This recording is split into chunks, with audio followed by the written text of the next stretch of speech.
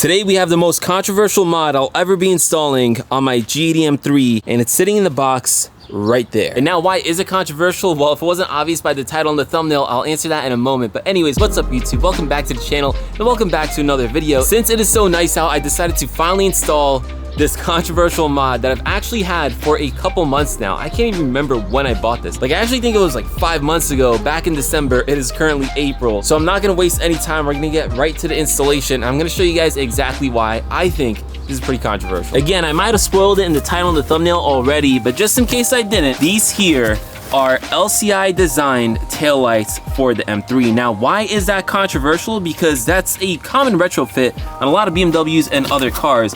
Well, the thing is with these taillights, they don't actually exist for the G80 M3. These are M4 LCI designed taillights, which have those pretty sleek, like, I don't know what you'd want to call them, like OLED lines that goes throughout. It's really cool. You guys will see what it looks like on the actual car. But like I was trying to say, these were made for the M4. They were never actually made for the M3, so the LCI M3s stuck with those same taillights. So it doesn't matter if you have anything between a 2020 and a 2026, you get these same taillights, whereas on the M4s, the pre-LCIs had a taillight that looked similar to this, so like the two-toned red and smoked out look. And then in 2025, they made essentially those taillights for the M4. However, some Chinese manufacturers took that design and put it into the housing of an M3 taillight. So we should get the same look as the M4, but in the M3 style or housing, if that makes sense. Anyways, I don't want to talk too much about the taillights, so let's just install them. And if you guys don't know the differences between them, well, you'll just see them on the car at that point. So we're gonna start off by removing the trunk liner. First thing being, taking off the trunk buttons. This is super easy. With the trim tool, just get underneath it and pop it out. There's just gonna be one connection, plugging it all in. Next, we can move on to those locking tabs. They're easy to remove. They're just kind of a pain because there's so many of them, and you need like 2 different types of trim tools to remove them from the right spot.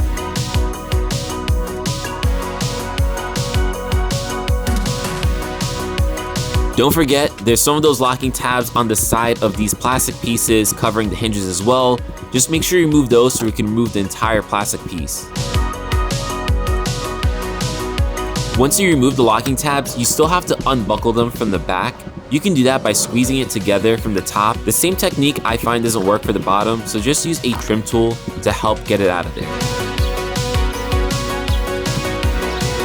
At that point, nothing should be holding in this trunk liner other than a few clips at the edges there. So just work your way around, unclip them, and then the whole thing should just come out. Not too bad, guys. It actually came out pretty easily, but I do think this was once removed by the guys who wrapped my cars before. And speaking of those guys, when you're doing this install yourself, you have to do everything that I did, but you're gonna have one more step. Normally on these things, you will have a piece here. It basically just clips in over here. It's actually super easy to remove.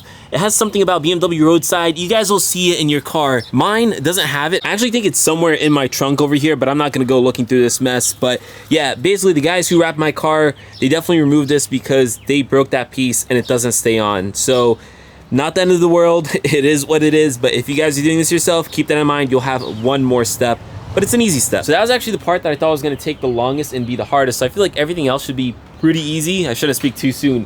What we got to do now is remove these side pieces over here, and then we should have an 8mm bolt, or nut rather, holding in the tail light. So all it is this bracket that's being held on by the 8mm. Once you remove this and this side piece right over here, we should be able to remove this portion of the tail light. Then we can move on to this piece. So for the taillight that's attached to the trunk, the first thing we want to do is remove these side pieces. They're just held on by 2 clips. Then we can unplug it from behind the trunk and remove the bracket that's holding it all in with just one 8mm nut. After that, the taillight should be able to lift the weight, but just be careful because the side that's closer to the edge of the trunk almost like hooks in, so just remove that portion last.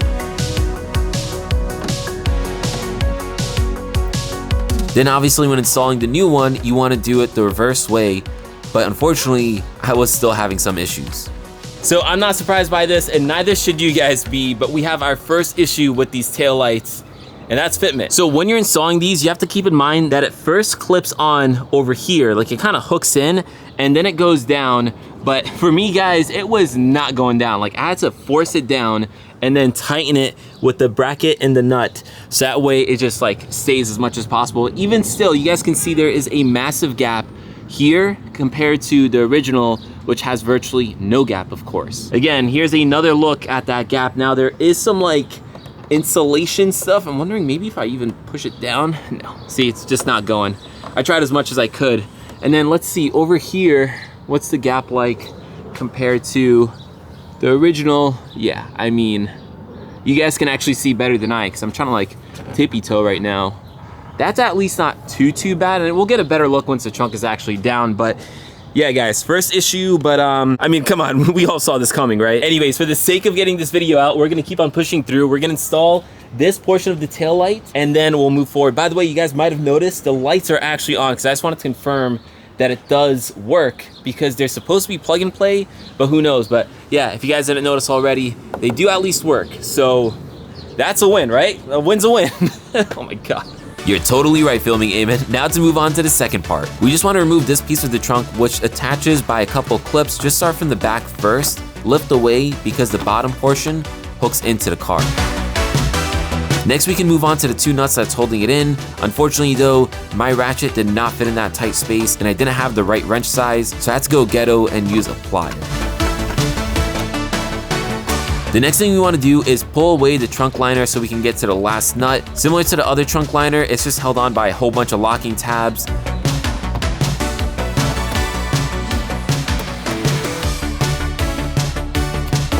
What's really cool though is one of them is actually integrated with a hook. So pretty cool. All right, so I did a little more work than I showed on camera, guys. Hence me being out of breath. Man, it's also hot, don't judge me.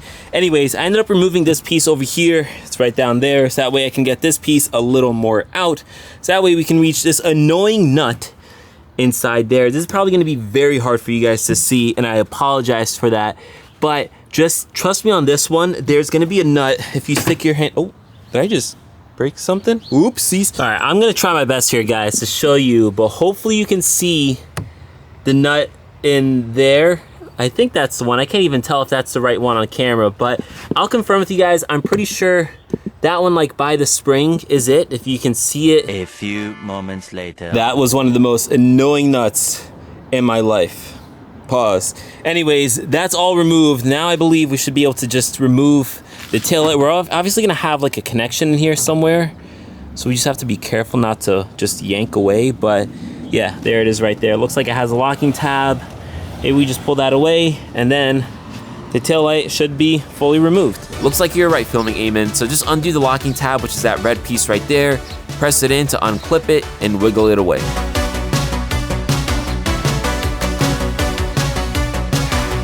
Then we just obviously want to plug that same connection into our new tail light. When lining up your new taillight, start with the edge that had one nut, then work your way to the side that had two. Otherwise, it's just not gonna fit.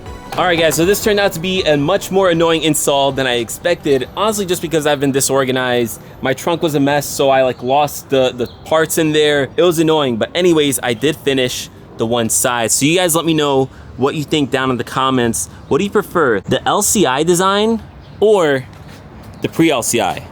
I actually think they both look good, and honestly, I don't think you can go wrong with either, but there's something I really like about the all red, especially the deeper red, especially on the black. So I was kind of thinking, like, after this video, I might take them off and just sell them, because I didn't know how they were gonna look, but I actually really like them. Now, fitment is questionable, but I mean, that's to be expected when you're getting something from AliExpress. But overall, like, it's really not horrible. Like, it's not too bad. I think the worst spot is that spot that I showed you guys before, and probably over here. Yeah, you know what? Yeah, it's not that good. But you really have to get close to see that. Otherwise, from a distance, it really doesn't look bad. And I really do like that like CSL LCI design with the like thin strips and whatnot. I think I actually like it and I prefer it. So we're gonna go ahead and install the other side. I'm gonna do that one completely off camera because I just wanna knock this out as quickly as possible. And then I'll show you guys the final product. And finally, we are all done. Check that out. What do you guys think? I actually really like this. The deep red, like, I don't know if the camera's doing it justice, but the deep red on the black looks so good.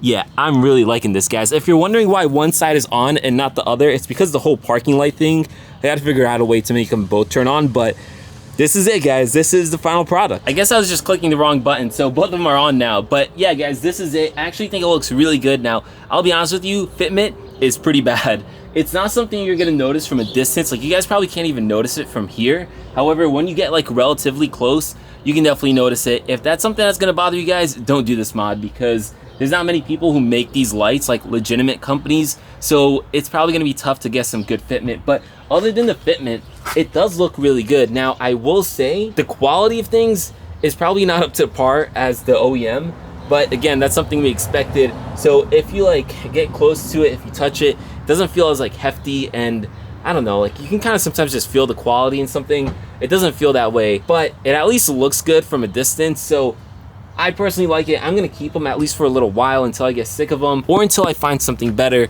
Now, one little detail that actually bothers me is in here it says CSL laser to be specific. I'm not crazy about the car saying anything CSL on it. I'm not an up-badging type of person. I never even debadged my 330i. A car is what it is. This is an M3 competition. I'm very proud and happy with that. I mean, who wouldn't be?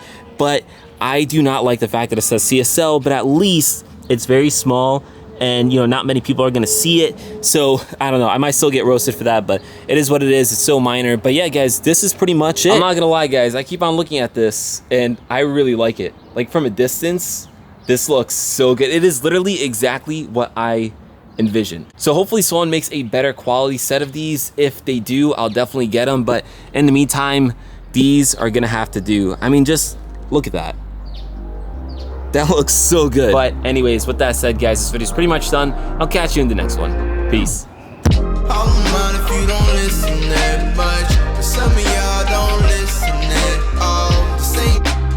Pushing your buttons, got a grown man having withdrawals.